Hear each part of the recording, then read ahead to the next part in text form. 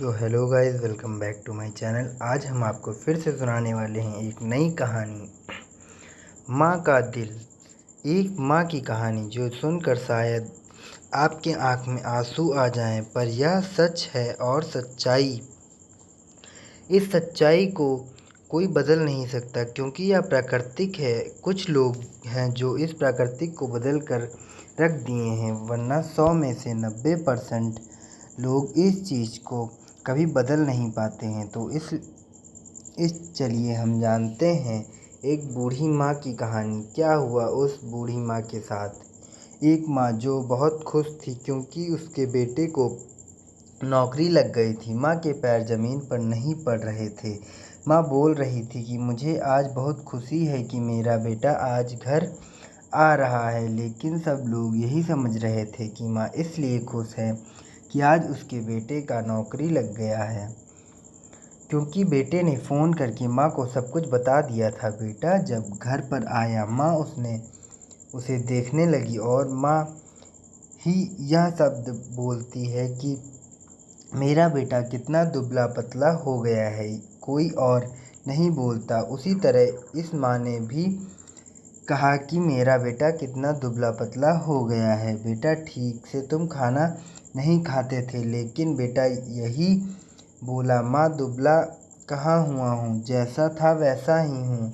माँ ने तरह तरह के पकवान बनाकर अपने बेटे को खिलाया। अब वह दिन आ गए जब बेटे की शादी करने की अच्छा रिश्ता भी मिल गया और बेटे की कुछ दिन बाद शादी हो गई। शादी होने के बाद लड़की को उस बूढ़ी माँ के साथ रहना बिल्कुल अच्छा नहीं लग रहा था। उसने अपने पति से कहा कि क्यों ना तुम जहाँ नौकरी करते हो वहाँ रूम ले लो, वहाँ हम दोनों रहेंगे। बेटे ने कहा, माँ को क्या करेंगे।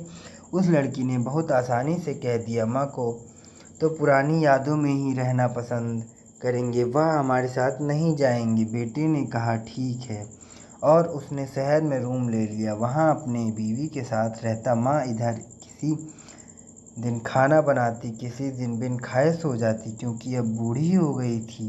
कुछ दिन बाद एक नाती भी हो जाता है। बुढ़िया माँ फिर भी खुश हो जाती है और कहती मेरा नाती हुआ है, लेकिन ना बेटे को ही दया और ना ही उस लड़की को। पता नहीं इतने कठोर दिल लोग कैसे होते हैं। बुढ़िया माँ की कुछ दिन बाद मृत्यु हो गई। पोस्टमार्टम में पता चला बुढ़िया माँ अपने मन ही मन में मरी, बल्कि भूखे मर गई थी, क्योंकि अब उन्हें खाना बनाने की भी हिम्मत नहीं करता था। क्या कहें, इस कहानी को क्या नाम दें, मुझे भी समझ में नहीं आ रहा था। यह कहानी एक सच्ची घटना पर आधारित है। दोस्तों, अपना कीमती समय देने के लिए बहुत बहुत धन्यवाद। आप इस कहानी से क्या सीखें, आप कमेंट करके ज़रूर बताइएगा। आपके कमेंट का इंतज़ार रहेगा।